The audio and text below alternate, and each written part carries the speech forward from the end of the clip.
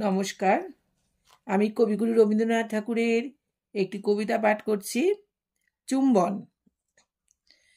অধরের কানে যেন অধরের ভাষা, দোহার হৃদয় যেন দোহে পান করে।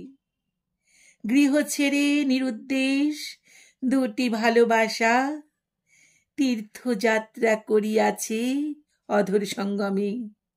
দুইটি তরঙ্গ উঠি প্রেমের নিয়মে, ভাঙিয়া মিলিয়া যায় দুইটি অধরে। ব্যাকুল বাসনা দুটি চাহে পরস্পরে, দেহের সীমায় আসি দুজনের দেখা। প্রেম লিখিতেছে গান কোমলা করে, অধরেতে থরে থরে চুম্বনের লেখা।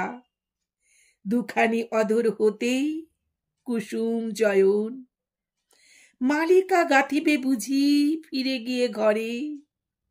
দুটি অধরের এই মধুর মিলন, দুইটি হাসির রাঙা বাসর শয়ন।